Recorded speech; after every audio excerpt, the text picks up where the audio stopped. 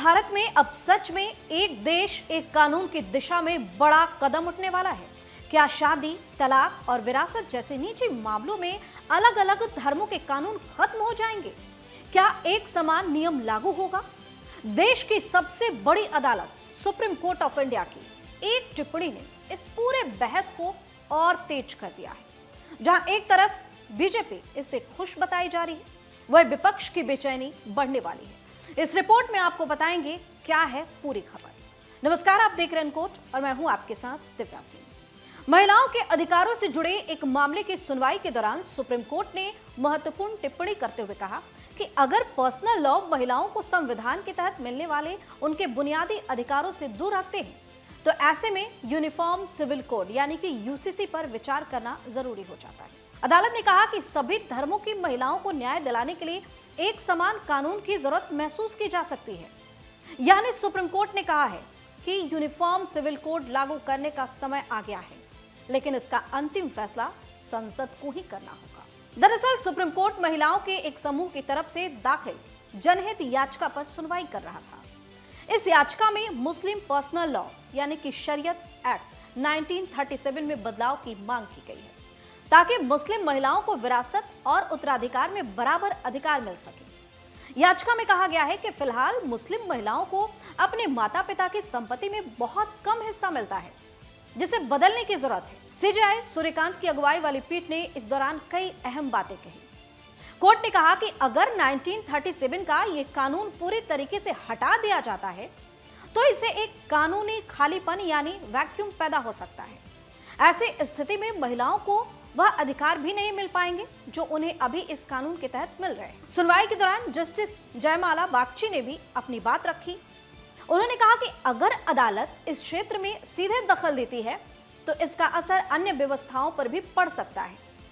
उदाहरण के तौर पर हिंदू अनडिवाइडेड फैमिली में उत्तराधिकार से जुड़े नियमों पर भी इसका प्रभाव पड़ सकता है। जस्टिस बागची ने कहा कि इसलिए बेहतर होगा कि इस तरह के व्यापक कानून से जुड़े फैसले सरकार पर ही छोड़ दिए जाए, क्योंकि अदालत खुद कानून नहीं बनाती। यह जनहित याचिका पोलोमी पाविनी शुक्ला और आयशा जावेद ने दाखिल की। सुनवाई के दौरान सीजेआई सूर्यकांत ने याचिकाकर्ताओं को याचिका में जरूरी बदलाव करने और इसे दोबारा दाखिल करने के लिए 4 हफ्ते का समय भी दिया। साथ ही अदालत ने यह भी सुझाव दिया है कि याचिका में इस बात पर ध्यान दिया जाए कि पीड़ित मुस्लिम महिलाओं को बराबरी का अधिकार देने के लिए क्या व्यवहारिक तरीका अपनाया जा सकता है। कोर्ट ने यह भी कहा कि कोशिश ये होनी चाहिए कि 1937 के शरीयत एक्ट में सीधे हस्तक्षेप किए बिना मुस्लिम महिलाओं को बराबर अधिकार कैसे दिलाए जा सकते हैं। आसान शब्दों में यह जानना जरूरी है कि यूनिफॉर्म सिविल कोड क्या है, यानी यूसीसी।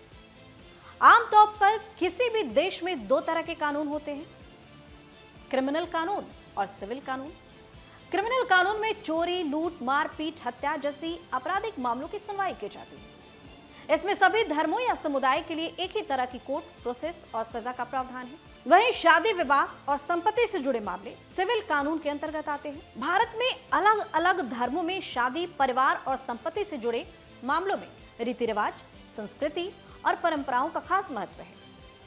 यही वजह है कि इस तरह के कानूनों को पर्सनल लॉ भी कहते हैं। जैसे मुस्लिमों में शादी और संपत्ति का बंटवारा मुस्लिम पर्सनल लॉ के जरिए होता है, वहीं हिंदुओं की शादी हिंदू मैरिज एक्ट के तहत होती है। इसी तरह ईसाई और सिखों के लिए भी अलग पर्सनल लॉ है। लेकिन यूनिफॉर्म सिविल कोड के जरिए पर्सनल लॉ को खत्म करने के सभी के लिए एक जैसा कानून बनाए जाने की मांग तेज हो रही है। यानी भारत में रहने वाले हर नागरिक के लिए निजी मामलों में भी एक समान कानून लागू होगा, चाहे वो किसी भी धर्म या किसी भी जाति का क्यों ना हो। जैसे पर्सनल लॉ के तहत मुस्लिम पुरुष 4 निकाह करते हैं, लेकिन हिंदू मैरिज एक्ट के तहत पहली पत्नी के रहते दूसरी शादी करना अपराध है। यूनिफॉर्म सिविल कोड लागू होने पर इसके लिए एक ही कानून होगा, जिसे सभी धर्मों के लोगों को मानना ही पड़ेगा। अब इन सब के बीच मामले पर राजनीति भी खूब होती है। एक तरफ भाजपा इसे एक राष्ट्र, एक कानून और समानता के रूप में बढ़ावा दे रही है। बीजेपी का कहना है कि धर्म के आधार पर अलग अलग पर्सनल लॉ खत्म करके सभी नागरिकों के लिए एक जैसा कानून होना चाहिए। तो दूसरी तरफ विपक्ष का कहना है कि इसे अलग अलग धर्मों की परंपराओं और पर्सनल लॉ पर असर पड़ सकता है।